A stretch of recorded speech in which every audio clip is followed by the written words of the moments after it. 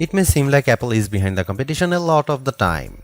The company appeared to be slow to developments like widgets, bezel-less displays with camera notches and screens with high refresh rates.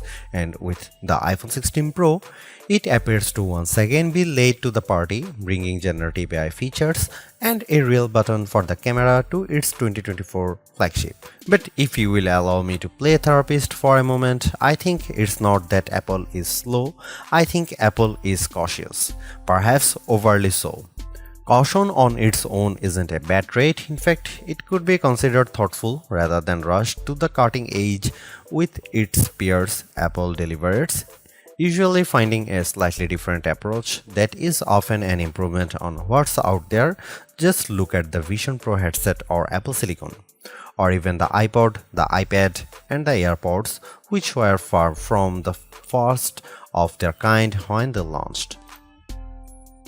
With the iPhone 16 Pro, the focus is on cameras and Apple Intelligence. The problem is Apple Intelligence isn't quite here yet. We can test some features in the developer beta that's currently available, but that's not necessarily the same as the experience the public will get when the update rolls out in October. It's not unprecedented for new iPhones to launch without some marquee features, sure, and thankfully there is still plenty that the iPhone 16 Pro brings. From camera control, the Fusion camera, and other video related updates to slightly bigger displays and iOS 18, the iPhone 16 Pro and Pro Max are intriguing successors, even absent the wanted intelligence features that are still to come. Arguably, the biggest change to the iPhone 16 lineup, not to mention the iPhone 16 Pro, is the introduction of camera control. This is a button on the right side of the device which has touch and pressure sensors on it to enable greater control with swipes and semi-presses. One of the things this was supposed to do was let you push slightly on the button to trigger focus, similar to what half pressing a DSLR shutter button would do. That function won't be available at launch, so I can't say if it's effective. But by the large, camera control is a very Apple approach to a feature that has been around for years. From phones by Sony and Nokia with dedicated shutter buttons to Android handsets with hardware-based double-click shortcut, the notion of quick access to your camera without having to fudge with the screen is a popular one. For good reason too. I've hated having to swipe or long press the icon on my iPhone's lock screen in the past, and even though I could set the iPhone 15 Pro section button to open the camera, it just wasn't positioned well and I'd have to give up my mute button. So, Apple isn't breaking new ground with its hardware shortcut for a frequently used app, but it does do a few things differently. With the touch sensor, you can swipe on it to tweak things like exposure, zoom levels, and tone, and the half press still works as a way to select options or go back out of menus within the camera control interface. In theory, it's a nice way to make changes in the fly. In reality, there are a few issues and they largely have to do with placement. The button sits a little further from the base of the phone than I'd like, so my fingers have to reach a bit more to press it, whether I was in landscape or portrait mode. This wasn't usually a problem when I had both hands free and could steady the iPhone with my other hand and readjust my grip. But if you are trying to take a quick shot with just one hand, the button's location can feel unintuitive. Of course, everyone has different finger lengths and ratios, so it's entirely possible that other people find this logical. It also depends on your grip. If you are cradling the bottom of the device in your palm, it's harder to maneuver. If you are covering part of the screen and reaching out for the button head on, it's slightly easier to use camera control. Still, even for those with the strongest claws, swiping and half pressing and double half pressing on the sensor is tricky. I was only ever really able to do that if I had my thumb holding up on the bottom edge and my middle ring and little fingers steadying the right end of the phone. Maybe this is a new camera grip I just need to relearn for this button. The awkward placement is a minor gripe compared to what I found most annoying, the button's touch sensor. Not only was it difficult to swipe through different settings when holding the device with one hand, it also reacts to accidental touches and swipes. Sometimes the phone would slide down my palm and change the exposure or zoom level, completely ruining the vibe. I should point out that you can go into accessibility settings to either tweak or swipe sensitivity or turn it off altogether if it really bothers you. Honestly, if you are planning on making adjustments with camera control, it's best to have time, patience, and both hands free.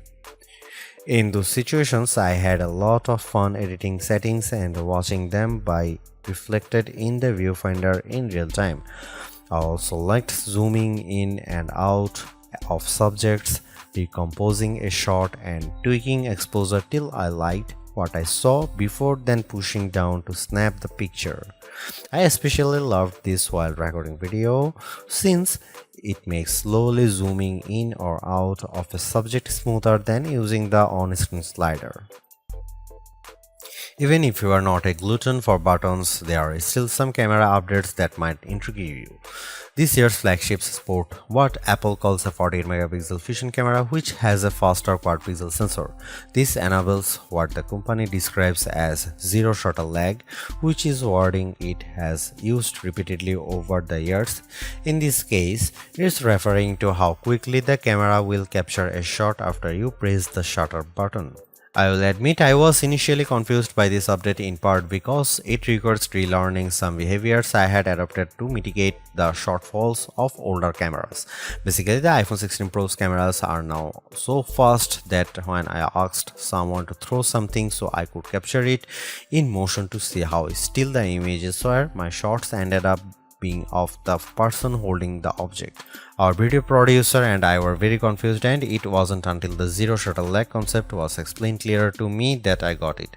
I had become used to pressing the shutter early since cameras, in my experience, would be fractions of a second slow. Apple has become so fast that it actually captured the literal moment I tapped the button instead of the split second after when the object was in mid-air.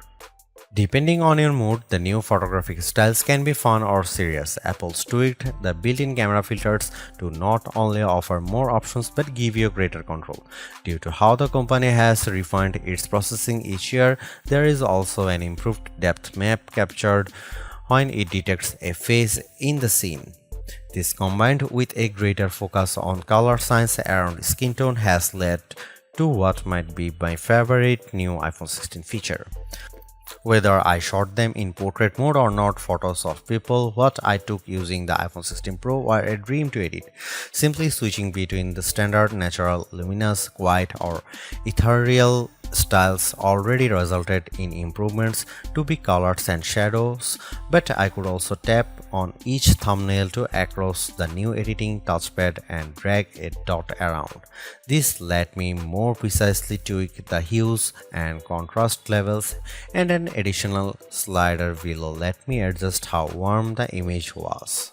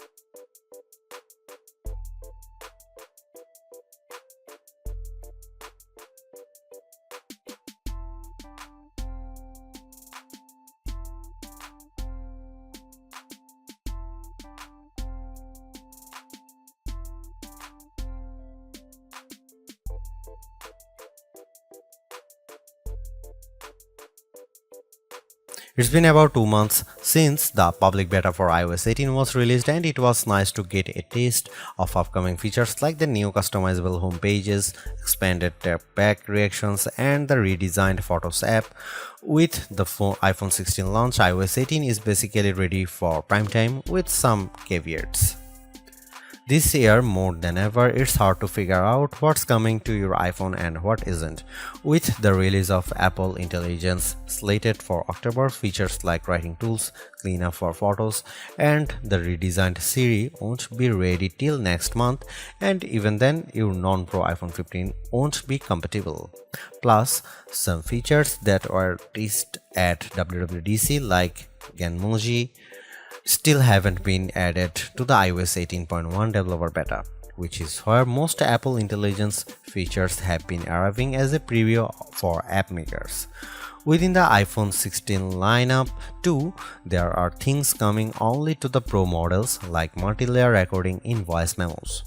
It's confusing and can make choosing your iPhone a trickier decision, but for this review at least, the iPhone 16 Pro and Pro Max are getting everything. I cannot wait to try out multi-track recording in voice memos, and I hope Apple sees this yearning as a sign that it should bring this to more devices. It was nice to get time with iOS 18 even in the absence of Apple Intelligence. Honestly, I'm not even sure I'd like those features that much. In a similar way, Gemini AI was nice on Pixel 9 Pro series but didn't feel like must-haves. Some of the new iOS 18 touches I noticed immediately are the refreshed control center, which took some getting used to as I had to relearn how to swipe back to the home page since there are more pages to scroll through now.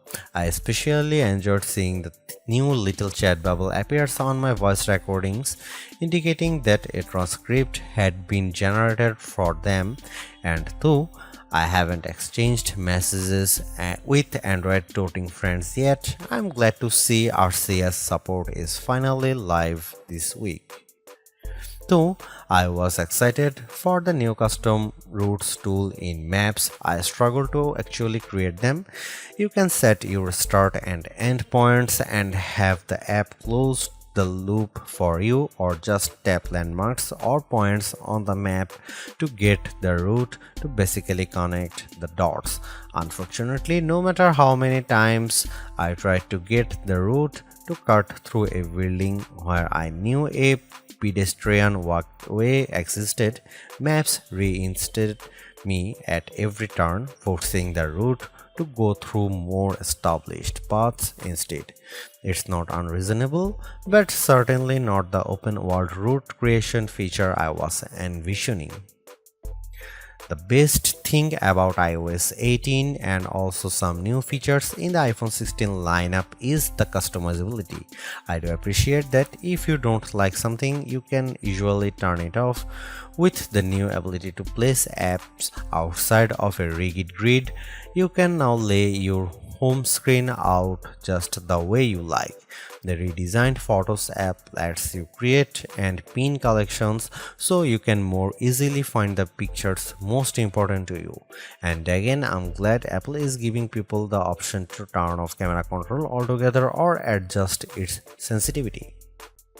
The iPhone 16 Pro and Pro Max are powered by Apple's A18 Pro chip, which are built on second generation 3nm technology and a new architecture with smaller, faster transistors. All this is meant to deliver unprecedented efficiency according to Apple's press release.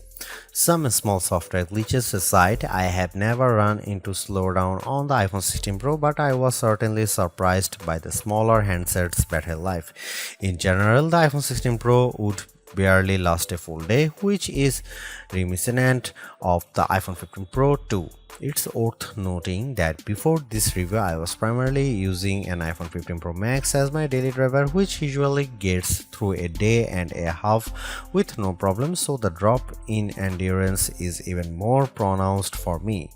Most days, I'd pick up the iPhone 16 Pro at about 9 am and would get to about 9 pm before getting low battery alerts. If I started the day a bit later, closer to 11 am, for instance, I got to 1 am before the iPhone 16 Pro ran completely dry. On Sunday, I unplugged the iPhone at about 9:30 am and was shocked on the train home to get a warning that remaining power was at just 20%. It was only 6:50 pm and the night had barely just started. You'll significantly better battery life on the iPhone 16 Pro Max, which delivers the same almost 2-day runtime as its predecessor. And sure, a phone with a smaller battery not lasting as long makes mathematical sense, but considering the Pixel 9 Pro is a comparably sized handset and manages to last about 2 days, there's no excuse for the iPhone 16 Pro to conk out before the night is up. Apple's caution is sometimes warranted, especially at a time when mistrust of AI-generated content runs rampant. The company taking its time to get Apple Intelligence right is understandable, but its deliberation doesn't always lead to winners.